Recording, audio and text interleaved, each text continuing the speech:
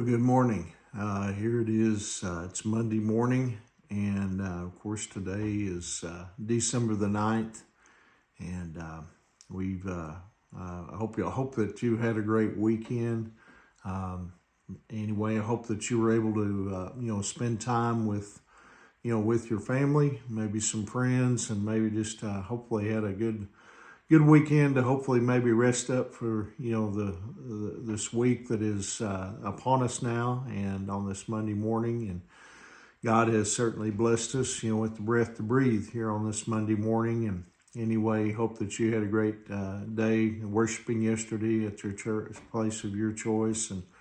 But anyway, hope and pray that this morning finds you feeling well. Hope that you're well rested and ready to ready to tackle the opportunities that God has, richly blessed us with here on this Monday morning. This morning, I'd like to share a devotional with you entitled "Struggling with Doubt." Have you ever prayed for something, but it took a long time for God to answer it? And then again, have you ever prayed for something and the answer came so quickly, that it almost scared you? You didn't believe that your prayer could be answered that quickly. And that's why we need to pray about things. You see, God paid attention to the prayers of godly Zechariah and Elizabeth, and he was about to answer them. The Bible tells us in James chapter 4, verse 2, you don't have what you want because you don't ask for it. There might be a situation, in your life right now that prayer could change. Maybe it's a financial crisis. Maybe it's a hurting marriage or a prodigal, child or a medical condition. Have you prayed about it? I mean, God may not answer your prayer immediately, but sometimes He will. In Acts chapter 12, we find a story about answered prayer. In this story, King Herod, he had already beheaded the Apostle James, and then he turned around and he arrested Peter. But I want you to listen to what the Bible tells us in Acts 12:5.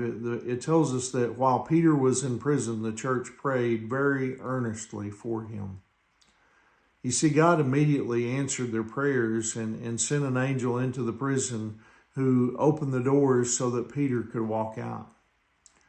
And then Peter, he went to where the believers were holding a prayer meeting, presumably asking God for his deliverance. And Peter, he knocked at the door, and a servant named Rhoda, she answered. And when she saw that it was Peter, she went back and she told the group that Peter was at the door. And essentially, they basically said to her, "Don't bother us. We're praying for Peter." But Peter, he kept knocking, and finally, they let him in. I mean, poor Peter. I mean, God could deliver him from prison, but Peter couldn't get into a prayer meeting.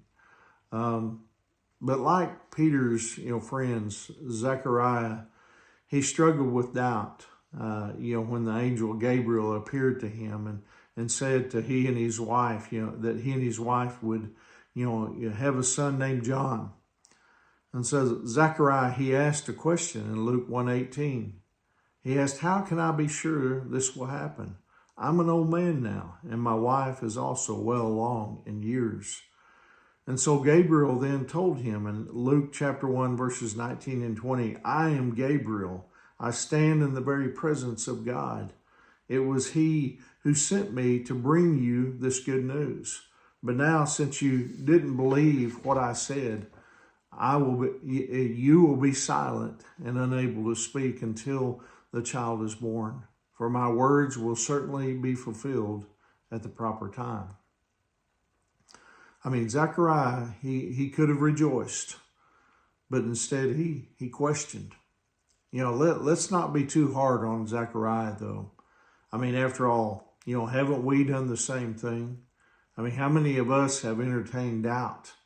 Have we ever doubted God's word? Doubt is not always a sign that we're wrong. It's actually a sign that that we are thinking. And, sometimes we have to go through the foyer of doubt before we can enter the sanctuary of certainty.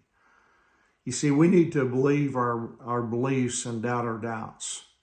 We should believe what God says to us and then act in faith and not on our feelings. I think that's so important, that we act on our faith instead of just our feelings. Our feelings can deceive us, and so we need to act on faith and believe what God tells us when He answers those prayers. And so anyway, I hope that encourages you here on this Monday morning. I hope you have a wonderful day. And remember, Angie and I, we love you guys, and we're praying for you. And Lord willing, I'll see you tomorrow morning. God bless you.